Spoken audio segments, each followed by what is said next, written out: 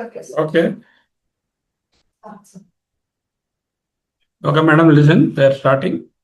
So, whenever you suspect heart failure, first of all, you must have a history, symptoms, and signs you have to know.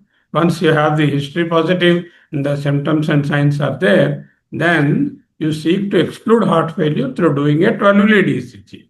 First, do a 12 lead ECG and also B natriuretic peptide. So, 12 lead ECG and B natriuretic peptide are the first available tests readily. Other recommended tests are mostly to exclude other conditions like chest X-ray, blood test, urine examination, creatinine, fasting blood counts, that thyroid function, LFT, glucose, and lipids are all to exclude the other conditions. What do you do? Symptoms of heart failure, signs of heart failure suspected, 12 lead ECG, BNP. If both are normal, heart failure is unlikely. So, heart failure is, you have to consider alternate diagnosis. Suppose one of the tests are, two of them are abnormal, then you have to do an echocardiography. Echocardiography confirms the diagnosis of reduced ejection fraction, and then abnormal, assess heart failure severity, etiology, precipitating causes, other factors, types of cardiac dysfunction, whether diastolic or systolic, correctable causes must be identified and consider referral. No abnormality detected in the echocardiogram. Heart failure is unlikely, but if the diagnostic doubt persists, consider diastolic dysfunction and consider referral for other specialty. Okay. Now, LV dysfunction suspected because of signs or LV dysfunction suspected because of symptoms and signs, both are there. Then assess and confirm the cardiac disease by ECG, chest X-ray, and BNP. Okay, this is according to the European Society of Cardiology. They are all normal. ECG is normal, X-ray just no cardiomegaly, and then you have got LV dysfunction, unlikely. Then test for, if one of the tests is abnormal, then you do an image. The imaging is done by echo, MRI, or the nuclear scanning, one of the two. Okay, then if they are normal, heart failure or LV dysfunction is very unlikely. So then, if tests are abnormal, like echo is abnormal or MRI is abnormal or nuclear scan is abnormal, then assess the etiology and staging and precipitating factors and LV diastolic dysfunction. Then, of course, choose the therapy. Additional diagnostic tests like coronary angiogram will be required only when you require, when there is a need. So, this is very simple. Symptoms and signs of heart failure are suspected. Do ECG, BNP, X-ray if possible. If any test is abnormal, then do the echo, MRI, and other things. If one of these tests is abnormal, go for the etiology, precipitating factors, and LVD, and choose the therapy. So, this is the algorithmic approach as recommended by the European Society of Cardiology. Now, cardiac dysfunction is there. Asymptomatic cardiac dysfunction, that is NYH class 1, only risk factors are there, no symptoms are there. So, cardiac dysfunction is corrected or resolved. So, you treated the risk factors, cardiac dysfunction is corrected, patient became normal. Okay, fine. Or cardiac dysfunction persists, symptoms are continuing, then heart failure is now overt. From occult, it has become overt, and you have to initiate the therapy. What is the therapy? I must start immediately on the ACE inhibitors. Symptoms are relieved after therapy. That means it could be a treatment stopped without any recurrence of symptoms, because this could be an acute heart failure, transient heart failure can occur and disappear. Symptoms are relieved with the treatment. Or if the symptoms are persisting, let us say treatment cannot be stopped when the recurrence of symptoms. That means this fellow requires a continuation therapy. Symptoms persist, then you need to continue the treatment of heart failure. So symptomatic dysfunction going on to symptomatic dysfunction. NYH1 and 2 going on to NYH3 and 4. This is about the LVD treated and persistent and transient heart failure. Now, come here. And so now we are going to the prognosis and risk scoring. Prognosis and risk scoring are very important because you need to understand the disease, and then definitely the patient will ask, sir, what is the prognosis? You have diagnosed heart failure. How do you pronounce prognosis? Prognosis is pronounced based on the following things. What is that? Acute myocardial infarction. Of course, prognosis is bad. Arrhythmias are there, especially atrial fibrillation. Number two, recurrent ischemia is there or anemia is there. Anemia, don't forget anemia and heart failure. If you say anemia, prognosis is bad. Suppose there is CAP, community acquired pneumonia is there, infections, or ethanol increase, and the increased intake of ethanol is there, then it's a poor prognosis. Poor drug compliance and hypertension. Patient is on treatment for hypertension. IV fluid overload, steroids patient is taking, or NSAID is taking, all of them are poor prognostic markers. And thyrotoxicosis also poor prognosis, pulmonary embolism and pregnancy. I'm going to this slide once again. Acute myocardial infarction, arrhythmias, particularly atrial fibrillation, recurrent ischemia, anemia, lung infections like community acquired pneumonia, increased intake of ethanol, poor patient is not taking drugs properly or is being treated for hypertension, IV fluids, steroids, NSAID, all cause volume overload. They will worsen the heart failure. Thyrotoxicosis, pulmonary embolism, and pregnancy are other important predictors of prognosis. Now, what are the complications of heart failure? Suppose heart failure patient has come, what complications you can expect? Number one, arrhythmias, atrial fibrillation, ventricular tachycardia, ventricular fibrillation, bradycardia. Arrhythmias are a known complication of heart failure. Number two, because of heart failure, there will be stasis of blood in the atria and ventricles that can lead to thromboembolism. Thromboembolism from the left side can go onto the brain and produce stroke, or it can go into the systemic circuit and then produce deep venous thrombosis, pulmonary embolism, or venous thromboembolism. Either it can be in the systemic circuit or in the pulmonary circuit. Somewhere the thrombus can lodge. Stroke, DVT, pulmonary embolism, ventricular, this is venous thromboembolism or the thromboembolic complication. Always be aware, arrhythmias and thromboembolism are two very important life-threatening complications of heart failure. Gastrointestinal, congestion of the liver, tender liver, hepatojugular reflex, hepatic dysfunction, and hepatic malabsorption. Musculoskeletal, cardiac cachexia, muscular wasting will be there, respiratory complications, pulmonary congestion, respiratory muscle weakness, and rarely pulmonary hypertension. So, arrhythmias, thromboembolism are two important life-threatening complications. Now, prognosis of heart failure. The prognosis of heart failure is rather poor. Prognosis. So, I will show you some data how bad a heart failure is. Mortality from heart failure after 5 years. In a 32-year follow-up study, Framingham study, 62% of men died within 5 years. 42% of men died within 5 years. That means the survival rate for heart failure is 38% for men and 58% for women. The remaining people will be missing after 5 years. Mortality rate is much, much greater than carcinoma of the breast, carcinoma of the prostate, and colon. Survival, if it is a normal ejection fraction heart failure or preserved ejection heart failure, the survival is better.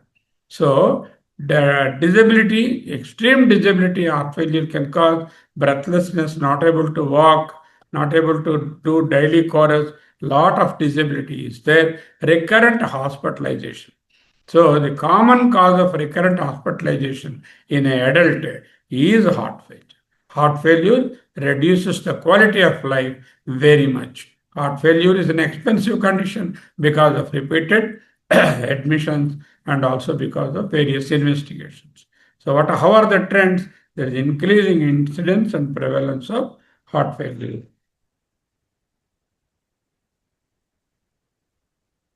Gopi నేను క్లాస్లో ఉన్నాను, మీరు చూసుకోండి, అక్కడ చెప్పాను ఆయనతోని. So trends increasing incidence and prevalence. Okay. Recurrent or continued coronary ischemia. What are the predisposing factors which can cause arrhythmia? We said arrhythmia and thromboembolism are two important complications.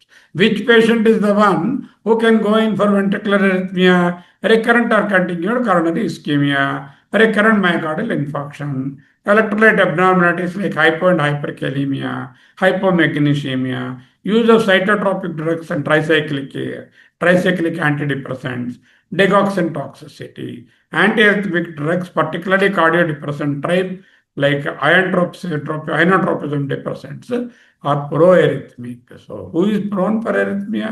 Continued ischemia, recurrent infarction, electrolyte abnormality, psychotropic drugs, use of digoxin. Okay. Now, can I predict the prognosis? There are very many predictors. We have to document everything and then only we'll be able to give the prognosis. Men, elderly, winter time, worse prognosis. Chronic renal failure, ischemic heart disease, anemia, worse prognosis. Associated diabetes, depression, worse prognosis. Atrial fibrillation, some studies say prognosis is bad, some studies say prognosis is not affected.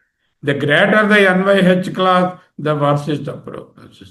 The more is the tachycardia, the worse is the prognosis. The lower is the blood pressure, particularly systolic blood pressure, the worse is the prognosis. Cardiac cachexia, weight loss of more than 2 kilos in a patient of heart failure is suggestive of a bad prognosis. S3 gallop, increased JVP, increased uric acid, poor LFT, liver function are also bad prognostic factors. So, what are the objective signs which can predict poor prognosis? If the QRS is widened, normally QRS is 0.08. If it is more than 1, QRS widening, ventricular tachycardia. T wave alternance, that is one T wave is inverted, another is upright. That is T wave alternance. Reduced rejection fraction, LV dilatation, increased pulmonary artery ventricular pressure, left ventricular mass is increased, LV hypertrophy is there, decreased cardiac index. What is cardiac index?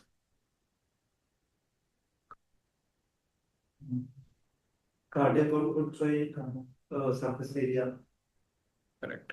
Cardiac output by surface area is cardiac index. Cardiac output is normally 5 liters. Surface area is 1.7 square meters. So if you divide that, you get to around 2.5 to 3 liters. Anything less than 2.5 is called decreased cardiac index. Cardiac output divided by the body surface area, BSA, body surface area is the cardiac index. So if the cardiac index is normally we expect it to 3 or 4. Suppose one person is 1.5 square meters. So if it is 3, that means, for the whole body it will be 3, 4.5. So that's what we expect. Which is the cutoff point? Anything less than 2.5 cardiac index is a higher poor prognosis. Hyponatremia is a poor prognosis. Cardiac failure is a condition of hypernatremia. If it is showing low sodium, it means poor prognosis. Increased norepinephrine, increased BNP levels also are poor prognosis. I told you last time, every patient of heart failure, you must estimate the norepinephrine. The greater the norepinephrine, that means the SNS system activity is more. Naturally, it is a poor prognosis. BNP, it reflects indirectly the stretch of the atria and the ventricles. The more the BNP, the more is the stretch, the more is the pre and after load. That means poor prognosis. Drop I and T also must be done. So, troponin T, troponin I also, if they are elevated, they suggest ischemia and infarction, definitely poor prognosis. 6-minute walk test. What is this? SWT, 6-minute walk test. What is it? What do you do? You know that? You have to, every patient of heart failure, you must subject to 6-minute walk test. So take a corridor of 30 meters long, roughly a veranda of 30 meters or 100 feet. A 100 feet corridor is there. Ask the patient, and it is a plain surface, not an angulated, inclined surface. No afterload is there. Ask the patient to walk from one end to another, turn and come like this for a matter of 6 minutes. Normally, healthy adult should be able to walk 600 meters in 6 minutes. That means 10 minutes per 1 kilometer. Normal speed is in 10 minutes, one should be able to complete 1 kilometer. This is a people who are healthy adults like you people. If I ask you to walk 6 minutes with whatever speed you can maintain full speed, so you should be able to cover a distance of 600 meters. As the age advances, this 6 minute walking distance comes down naturally because they become slower in the walk. So, what is the cutoff at which I can say 6 minute walk test is not adequate? It is positive. Anything less than 300 meters in 6 minutes. That is, he is taking 20 minutes for 1 kilometer. He does not have to walk 1 kilometer. He has to walk only 6 minutes. Within that 6 minutes, how much time, how much distance he is covering? Normally, 6 minutes, 600 meters. Okay, 6 minutes, if a person is able to cover only 50% of that or 300 meters, definitely it is subnormal. This we used to use as a very good prognostic marker during COVID. During COVID time, I used to ask everybody to report to me the 6 minute walk. If the 6 minute walk is reduced, that means his pulmonary compliance is less, his PO2 is going down, he requires admission. Here also in heart failure also, cardiac index and 6 minute walk test are clinical indices there. Another thing is poor volume of the oxygen consumed. This you can get it from your mobile phone itself. If you have the heart rate and if you have the patient's age and weight and gender, this is a derived variable. Volume of oxygen consumed per unit muscle of the heart. So if that is higher, that means VO2 is higher, that means heart is more oxygen, it is poor prognosis. Also, CA125, which is a marker of the ovarian tumor, is also a marker of the heart failure. This is one biological marker of the heart failure. So this chart you should always keep in mind. So on the left side are the clinical variables. On the right side are the lab variables. Men, elderly, winter, chronic renal failure, ischemic heart disease, anemia, diabetes, depression, AF, higher MVH class, tachycardia, low systolic blood pressure, cardiac weight loss of more than 2 kilos, S3 gallop, increased JVP, uric acid, poor LFT or poor predictors of poor prognosis.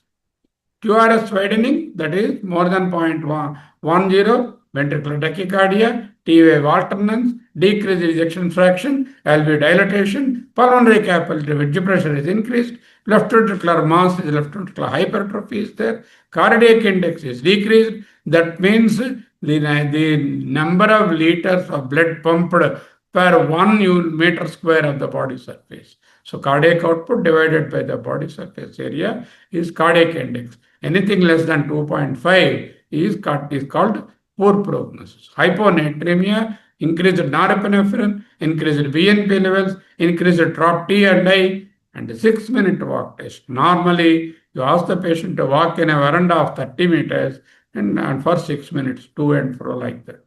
Time, how much distance? Time is 6 minutes. How much distance he has covered in that? Because one round is 30 meters. How many he has covered? So normally you should be able to cover 20 times. You should have walked on the veranda, 30 going and 30 coming, like that 10 times. That is 600 meters. If he is not able to do more than 300, definitely it is a risk, isn't it? Poor volume and uptake of the oxygen uptake of the cardiac muscle, that is increased demand, and then the CA125. Now you see. Beautiful. NT-proBNP versus all-cause mortality. Days 0 to 1200 days. The study has used it, this is published already. Kaplan-Meier survival curves. These are called Kaplan-Meier survival curves. Suppose The NT-proBNP is normal, that is the survival, top part. That is at the end of 100 days, 1000 days, 95% of people are available. They are live. Whereas if the NT-proBNP is increased by the end of survival, by the end of 800 days is only around 60% or 65%. Remaining 35% died. That means whenever you have an NT-proBNP prolonged elevation, it is an indicative of a poor prognosis and mortality. Okay. Now, survival of patients of heart failure. What is the prognosis of heart failure? After 1 month, 81% of people are there. After 3 months, 75% only are there. After 6 months, only 70% are there. After 1.5 years, only 57% are there, which is a very severe mortality. Generally, by the end of 1 year, 62% or two-thirds only are available. One-third people die. People don't recognize that heart failure is such a mortal disease. It is lot of mortality is there associated with heart failure. Heart failure, you should not take it light because it produces mortality, very heavy mortality. Let us compare that with the BNP. Suppose the BNP is not elevated. Quarter 1, the mortality is not at all there. Almost 95% of people. As the BNP levels are increasing, so Quarter 3, Quarter 2, Quarter 4, so BNP levels are coming down, are increasing, then the mortality is more. So 47 to 81 is the second quartile, 81 to 149 is third quartile, anything more than 149 is the fourth quartile. So depending on the value of the BNP, the mortality also. Not only BNP is prognostic, the value of the BNP is also prognostic. This is a log rank graph. Okay, now how does it compare with other killer diseases? For example, heart failure. In 24 months, 24% have died in a matter of 3 years. 25 heart failure, 67, 41, 24. 1, 2, 3 years. That is 24% only are remaining here. Remaining people died. Whereas carcinoma of the breast, 72% of the people are available at the end of 3 years. Percent survival, not percent death. So only 24% of the people surviving 3 years. Here, breast cancer, 72% are surviving. That is 3 times more mortal disease. Cancer colon, only 42% are surviving at 3 years, whereas heart failure, 25% only are surviving. Cancer prostate, 55 and 3. In all the common cancers, what are the common cancers? Cancer breast, cancer prostate, cancer colon, cancer lung. These are the 4 killer cancers today. Out of them, breast, prostate, and colon have a better prognosis compared to the heart failure. That doesn't mean we are asking, okay, you get breast cancer. That's not we are asking. We are comparing the prognosis of different diseases. Heart failure is a more severe disease compared to the other. Now, how do I assess the heart failure in a tangible way? Is there a scoring system? This is called the heart failure survival score from the cockpit study. So, heart failure survival score is coronary artery disease. Yes means 1, no means 0. Intraventricular conduction delay, that is QRS more than 0.1. Yes, no. Left ventricular ejection fraction, 25%, 35%, 45%, whatever it is, you take that number and multiply with that. Heart rate, the more the tachycardia, the more is the mortality. So sodium concentration, mean arterial pressure, peak volume oxygen consumption per minute, all these variables are measured and they're multiplied by these numbers. So you don't have to worry, they're very complicated numbers. How do I multiply? There is a calculator available. What all you have to do is just give the data, it does this calculation and give you the output. What can be the output? High risk, less than 7.19, medium risk, 7 to 8.9, low risk, more than 8.1. If the score is more than 8.1, survival is 88%. If the score is less than 7.19, the survival is only 35%. This is called the heart failure survival scoring system. So you must adopt the scoring. Every patient of heart failure, you do the survival scoring. Now, this is the Seattle heart failure model, SHFM. Seattle heart failure model. It's a very well studied Seattle heart failure model, derived from the database of the price study. Multivariate Cox model is used. 1120 heart failure patients are followed, validated by additional 5 cohorts, LI2, VAL, HEFT, UW, Renaissance, INCHF. All these are various validated studies. 9942 heart failure patients are followed for 17,307 person years of follow-up.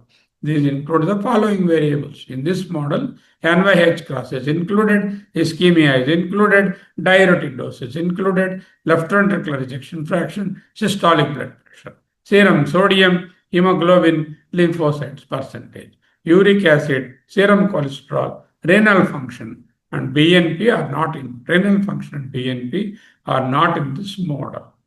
The predicted effects on survival of treatment and devices. Okay. Now, this is called ventriculogram. What you do, you inject a dye and take a picture about the size of the ventricle. Can you see this picture? What is there on the screen? There is the picture of the ventricle in diastole, in systole. Do you find any different? They are almost the same. That means systole is not doing anything. It is not ejecting the blood. That is called poor systolic function. Ventriculogram, like this, where the diastolic volume and systolic volume are almost the same, it is a poor systolic function. Ventriculogram can be done to demonstrate this poor systolic function. So, okay. In hypertrophic cardiomyopathy, with the decreased LV diastolic function, you see during diastole, the ventricle is very much contracted. It is not as much dilated as possible. It is not able to relax. It appears as though it is already contracted. During systole, some amount of blood is ejected. All right. So ejection fraction looks normal, but the diastolic dysfunction is there. That means the heart volume is lower very much to start with itself. Okay. Now, go for treatment and prevention.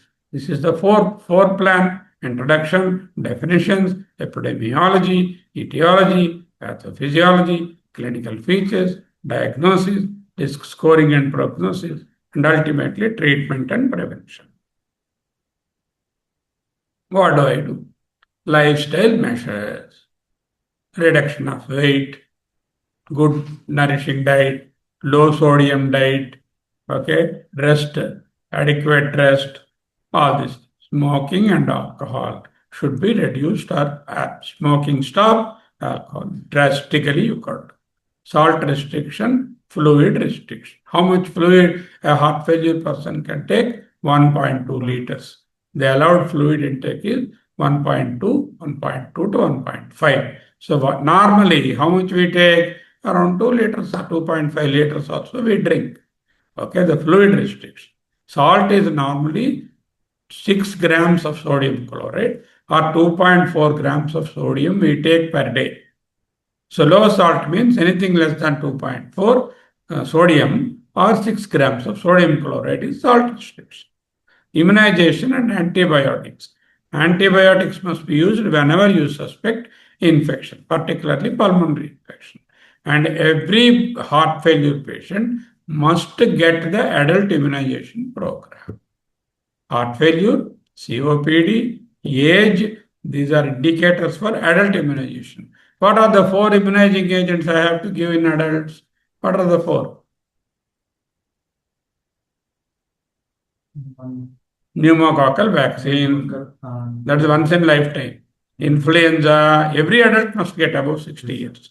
If he is heart failure, even below 60 years also, he has to get pneumococcal vaccine, influenza every year, and then shingles vaccine. That is see what is shingles? Herpes zoster. Herpes zoster. herpes zoster vaccine, and H influenza vaccine. These four are must for every adult. In addition, they should have had received toxoid within 5 years. They should have been immunized for hepatitis A. They should have been immunized for hepatitis B. And they should have been immunized for typhoid in this country. So, what are the 7 vaccines? Toxoid. Huh? What toxoid? Toxoid. Mother vaccine. Which one? Toxoid. Toxoid. Tetanus toxoid. Toxoid is tetanus toxoid. So they should have received tetanus toxoid. They should have already had hepatitis B and 2 doses, and hepatitis A vaccine and typhoid vaccine. This is a must. Okay, anybody after 35, 40 years. Above 60 years, in addition, you must have pneumococcal vaccine once in lifetime, H influenza once in lifetime, influenza vaccine every year, and then shingles vaccine once in lifetime. This must be done. If you are not, if you see a patient above 60, you recommend. Suppose the fellow is not 60 but has heart failure, you must recommend these things also. He is treated as an elderly man. Whether woman or man, they should be protected. Diet and nutrition, exercise training and rehabilitation, underlying diseases must be identified and treated, underlying causes, comorbidities, if any, like diabetes, hypertension, dyslipidemia, obesity, all those things also must be corrected. Okay, now, nice. We go to these are all non-pharmacological measures. That means we have not used any drug here, but tried to manipulate the disease by manipulating the associated non-pharmacological interventions. Principles of treatment: identifying and treatment and removal of the precipitating factors, improvement where possible of the cardiac function, prevention of prognosis from stage 1 to stage 4. Stage 1 is only where symptomatic, patient is NYH1. Stage 4 is class 4. So, control of problems resulting from heart failure like edema, arrhythmias, thromboembolism must be controlled. Reduction of morbidity and mortality, improvement in the quality of life of the patient. Now, today's aim of heart failure treatment: prevent progressive damage to the heart muscle, reverse the remodeling, reduce the left ventricular hypertrophy. Left ventricular hypertrophy is the single most predictor of prognosis in hypertension. You should not forget to evaluate LVH by echo. If you don't do the echo test and demonstrate LVH, the level of LVH, you will be failing the patient a lot. So, you reverse the remodeling by reducing the LVH. Are there drugs to reduce LVH? Yes, we have very potent drugs which can reduce the left ventricular hypertrophy. Disease modifying agents called DMEs are important. Treatment to reduce morbidity and increase the quality of life. Drugs for improvement in the survival also. Not only quality of life, quantity of life also. Drugs for improvement in the symptomatic improvement also. Okay. Now you see, we started clinical assessment of the patient, history, hospital records, together suggest heart failure. There is a suspicion of heart failure. Yes. Then you do a echocardiography. Moderate or severe left ventricular dysfunction is there. Yes. Then what? Immediately heart failure. Symptoms are there, and echo is also showing heart failure. You must immediately start ACE inhibitor. That is the first drug to be written in heart failure.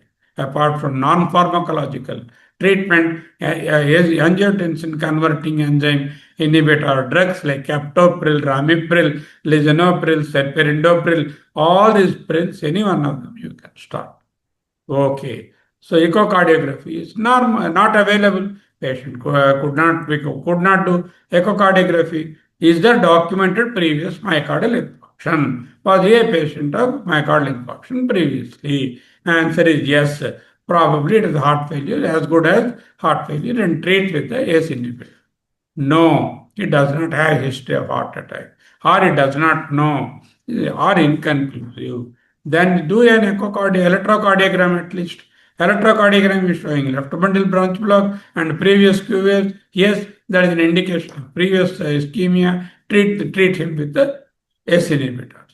No changes in the ECG, or it is ECG is inconclusive. Okay, so that means no and inconclusive. Then chest X-ray you take. Chest X-ray, pulmonary congestion and cardiomegaly are there. Yes, that means you treat him as heart failure. No, inconclusive, not known. That means no, not remaining or unexplained. Then no or inconclusive or not known. Then what you have to do?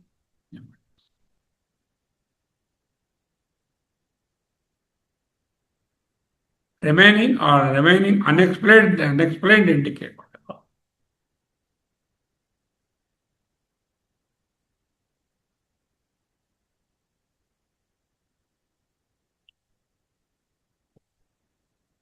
Okay, so referred for further investigation. Heart failure unlikely when echo is normal, no evidence of previous MI, ECG is normal, chest X-ray is normal, and there no other indication for heart failure. Certainly is not a case of heart failure.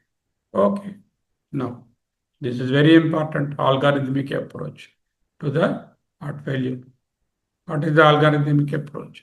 Detect comorbidities and precipitating factors, non-cardiovascular anemia, pulmonary disease, renal dysfunction, thyroid disease, diabetes, other cardiovascular diseases, ischemic or CAD, hypertension, valvular dysfunction, diastolic dysfunction, atrial fibrillation, ventricular dysrhythmia, bradycardia.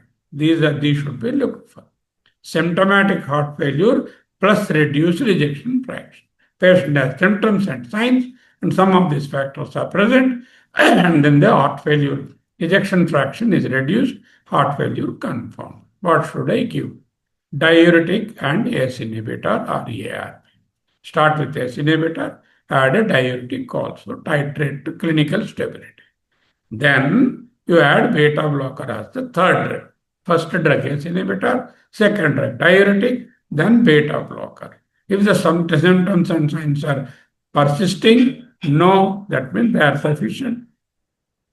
Is the LV ejection fraction is less than 35%, that means there are no symptoms, but the LV ejection fraction is lower. So then you have to consider intracardiac devices, ICD. I'm telling about the intracardiac devices also here. No, the LV ejection fraction is not less than 35. No further treatment is required. What did I do? Symptoms and signs of heart failure I have taken. Did the echo. Echo showed reduced ejection fraction. Started on ACE inhibitor. Added diuretic. Symptoms not controlled. Added beta blocker. Then symptoms are not there. Symptoms have completely reduced. Some persisting symptoms are not there, then redo the echo. If the echo has shown improvement, fine, that we know for the treatment. Echo shows still less than 35%. In spite of patient not having symptoms, in spite of treatment, the ejection fraction has not come up. He is a candidate for ICD, intracardiac device. What are they? We will see. The other alternative. Patient has got ACE, diuretic and beta blocker, but the symptoms are still persisting. He has not resolved symptoms. Then add aldosterone antagonist or NARB. You add the fourth drug. First drug, ACE inhibitor, second drug, diuretic, third drug, beta blocker, fourth drug, now aldosterone. Symptoms are persisting. No, go to the other side. Just like that. Then look for the echo once again. If the echo is normal, no further treatment. Echo is abnormal, consider ICD. Symptoms are still persisting. Yes. Then what is the QRS like? Look at the ECG. QRS is widened. Not widened or widened. If the QRS is not widened, he is a candidate for the fifth drug.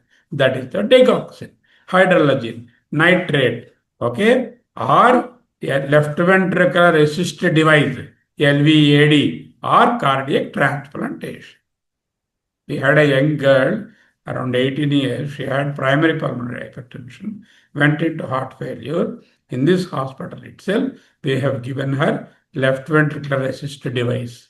to bring her out because he was not controlled with ACE inhibitor, diuretic, beta blocker, aldosterone, ARV, and digoxin or hydrogen also not controlled. Or if the QRS is more than 120, that means he requires resynchronization therapy. Cardiac resynchronization, P and D, two types are there. Cardiac resynchronization, CRTP and CRTD. So you have to clearly understand who are the candidates for invasive intervention like ICD, left ventricular assisted device, CRTP, and CRTD. Who are the indications? This chart very clearly tells who are the patients for ICD, who are the patients for LVAD, who are the patients for resynchronization therapy. So this flowchart you have to follow. Now, look at this graph. Survival in systolic heart failure versus diastolic heart failure. Diastolic heart failure is also called the preserved ejection fraction heart failure, preserved systolic function heart failure, reduced systolic function heart failure. Obviously, preserved ejection fraction or preserved systolic function heart failure has a better prognosis compared to reduced systolic function. 630 days of follow-up, population, event-free population in reduced ejection fraction, 65% of people are event-free. The event-free population, proportion of event-free life, 0.7, 0.6. That means reduced systolic function, only 35% of people are free from any events. Whereas in preserved ejection fraction, it is better, they are around 25. So this difference is there between preserved ejection fraction and reduced systolic function. Algorithm for diagnosis of heart failure, treatment of heart failure. So what I do? Heart failure is diagnosed. How? I have taken the symptoms and signs, did a BNP and ECG, and one of them is positive, did an echo. Echo confirms the diagnosis, reduced ejection fraction. First drug, ACE inhibitor. If the patient is wet, that means if there is edema, then you have to give diuretic. Suppose patient does not have increased body weight and edema, then diuretic is not required. Diuretic depends upon whether the patient has got volume overload. If the volume overload is there, you use a diuretic. After the ACE inhibitor, next drug is ARV, third drug is beta blocker, and then diuretic depending upon the volume status of the patient. Aldosterone antagonist, like you have eplerenone is there, or you can use spironolactone, triamterene. These are the drugs which are aldosterone antagonists. The fifth drug, of course, is the digoxin. And finally, other consultations may be required. Now, follow carefully. New onset heart failure, no diagnosis. Then what did you do? You start the ACE inhibitor and titrate the ACE inhibitor dose until tolerated. That is upward titration. Or if the ACE inhibitor is not tolerated, you use ARB. Consider angiotensin receptor blocker. ACE or ARB maximum tolerated dose. Then add beta blocker and again titrate upwards. Which beta blocker we will see in the subsequent slides. This beta blocker. Then symptoms not relieved, spironolactone, aldactone, or triamterene, amiloride, one of these drugs you can use. If patient remains moderately or severely symptomatic, despite optimum ACE or ARB, despite optimum beta blocker, and despite spironolactone, that means you have to go for other things like he may require assisted device, he may require resynchronization therapy, he may require a ventricular ICD also, as in the previous. Now, add diuretic therapy is required to control congestive symptoms. There is evidence of pulmonary congestion, there is evidence of systemic congestion. Like pulmonary crypts are there, pulmonary congestion is there, orthopnea is there, PND is there, you give diuretic.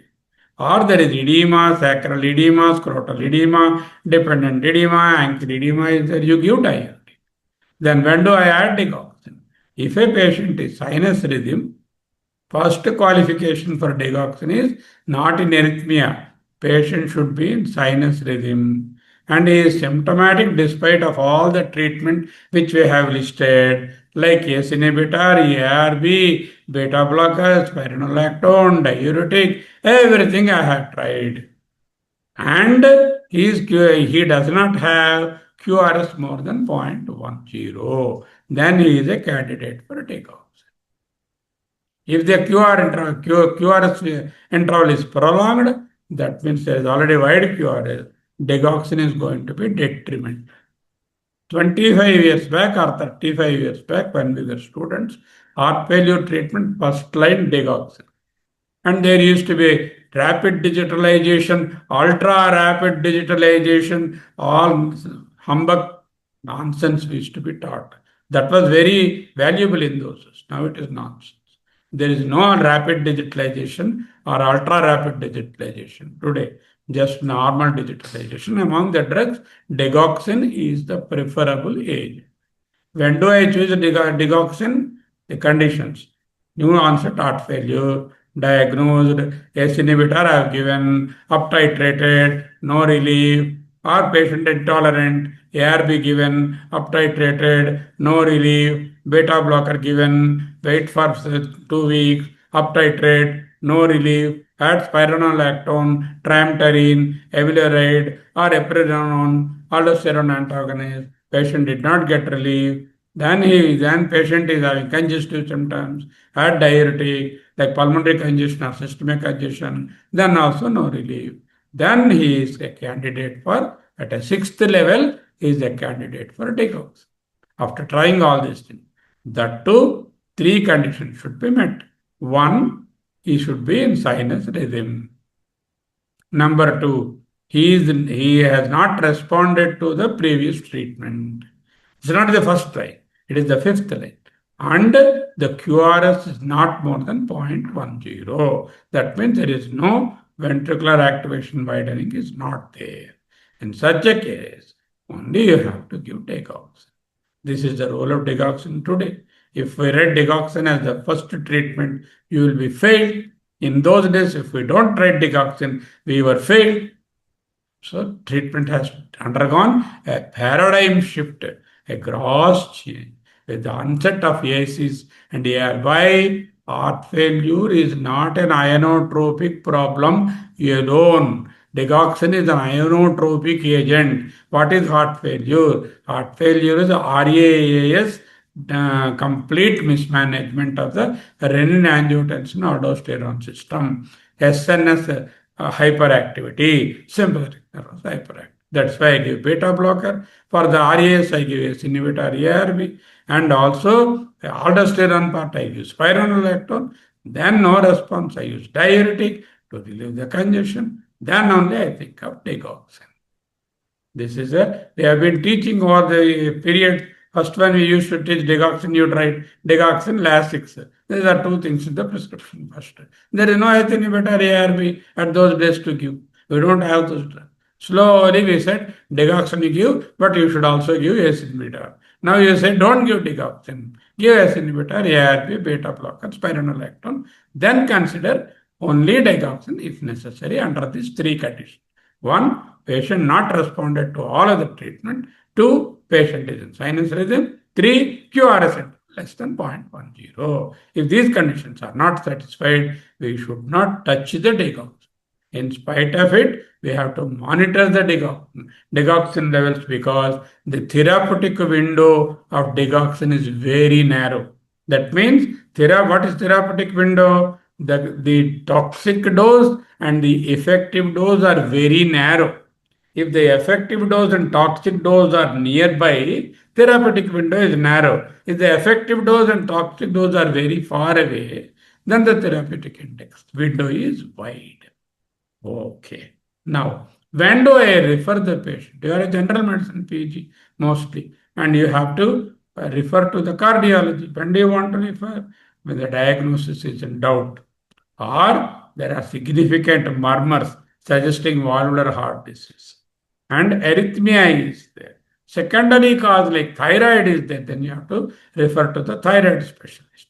LV diastolic dysfunction, ejection fraction less than 20%, you are not supposed to keep with you because that fellow requires ventricular assist devices, intracardiac devices, or it can be LV assist device or resynchronization therapy. So such patients you should not keep. When the patient is having persistent hyponatremia in spite of stopping the diuretic. Hyponatremia is there, you stop the diuretic and see. It should improve. If it doesn't improve, persistent hyponatremia, you should refer for endocrinology evaluation. Renal impairment is observed. That means creatinine of more than 1.5 or the EGFR less than 60, you should consider referral to the renal department. Associated other vascular diseases. ACE inhibitors in renovascular hypertension. Renovascular disease, ACE inhibitor are contraindicated. I cannot give when there is bilateral renal artery stenosis. It is an absolute contraindication for ACE inhibitor. So what are the contraindications for ACE inhibitors? What are the contraindications? When you are not supposed to give. Bilateral renal artery stenosis, absolute. Next. Hyperkalemia. Yes, you should be cautious. It is a relative contraindication. Pregnancy, you should not touch ACE. Then that is absolute contraindication. Then ACE cough. Patient is having persistent ACE cough. Relative contraindication. Okay? Relative hypotension, systolic blood pressure less than 90, poor response to treatment, consider referral. Now, this diagram gives you the physiological basis of treatment. There is renin from angiotensin to angiotensin 1. Renin is required. I can block it by using the renin blocker elaskarin. Then angiotensin 1 to angiotensin 2 ACE enzyme is required. That is overactive. I can block it using an ACE inhibitor. That is the next pathophysiological point. I can do that. But 82 is still not responding. Then 82 I can block using the 82 blocker or angiotensin receptor blocker. ARB like valsartan, telmisartan, candesartan, irbesartan, losartan. All these sartans are the ARBs. They prevent the vasoconstriction and there is sympathetic overactivity. I can control that by giving beta blockers. That's another point. There is excess of aldosterone, sodium and water retention. I can use mineralocorticoid antagonist eplerenone, or I can use spironolactone or trimethoprim or this one. So what are now available? Renin, antirenin, ACE inhibitor, ARB, beta blocker, aldosterone antagonist. 5 levels I can interfere with this. There is no place for digoxin here. That's why digoxin comes late. Okay. Now, this is a very summary treatment this one. NYH 1, 2, 3, 4. In all the classes, ACE inhibitor must be given. Even when the patient is not symptomatic. Sorry. So these are the 5 levels where you have blocked. Renin, ACE, vasoconstriction, ARB, beta blocker, and aldosterone. Now, so in any class of heart failure, ACE inhibitor must be given. Okay. NYH class 2, 3, and 4, AT1 antagonists and or ivabradine can be given. Beta blockers.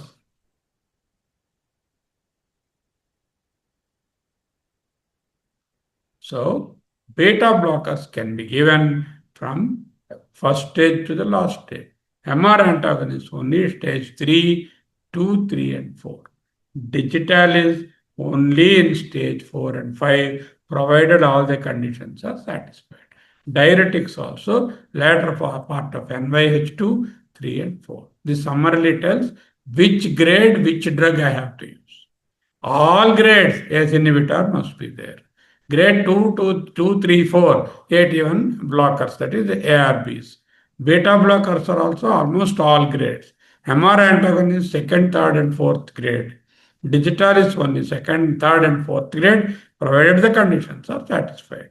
Diuretics, latter part of second grade, third grade, and fourth grade. Okay.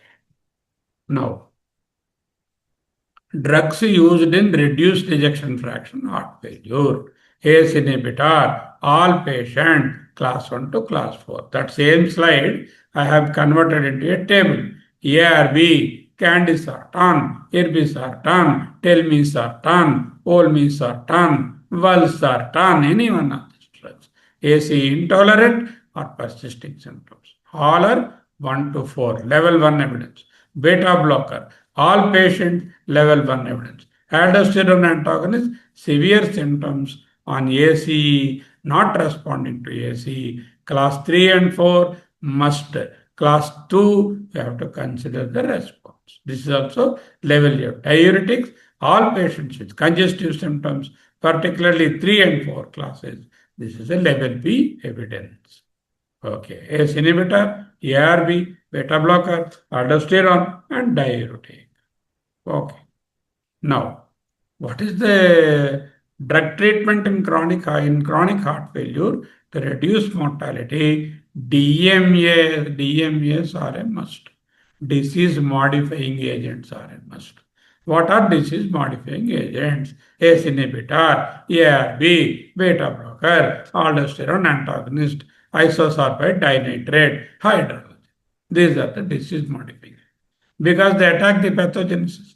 They block the RAS system, they block the SNS system, they block the aldosterone system, they send the sodium and water out. All these are disease modifying agents. Improve symptoms, use in acute heart failure, diuretics, nitrates, iron, trimetazine, perplexin. These are the symptomatic improvement drugs. They don't modify the disease. May be harmful, highly cautious, inotropes, CCBs, particularly dihydropyrimidine type, amlodipine, nifedipine group of drugs. You have to be very cautious because they retain water. Digoxin and any antiarrhythmic, you have to be cautious. Very important. Now, why AC is given such importance?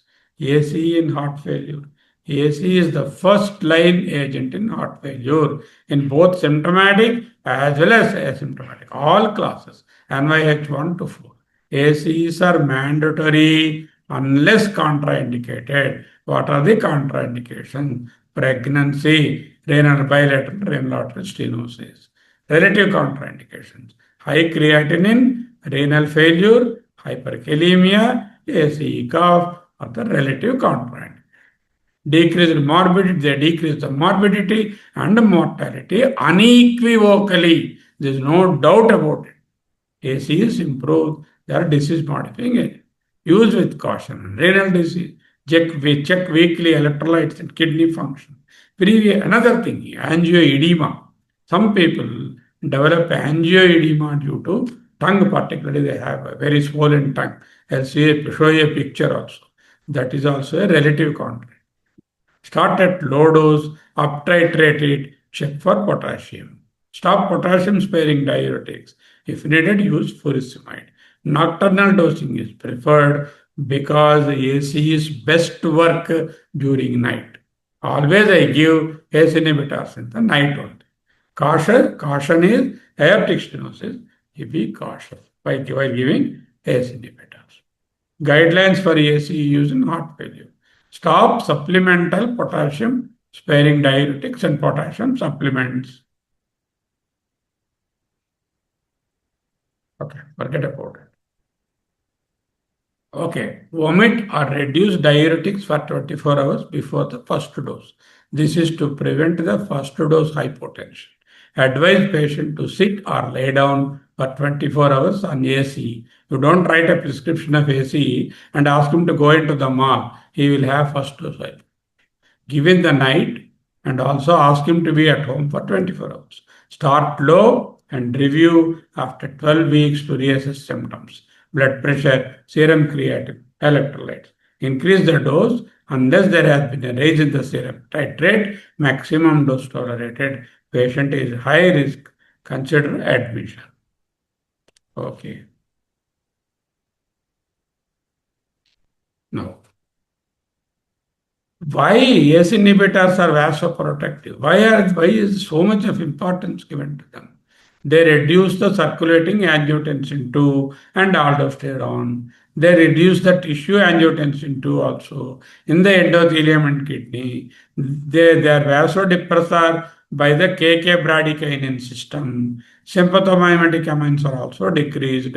Antiadrenergic, vagomimetic, antiarrhythmic, normal heart rate.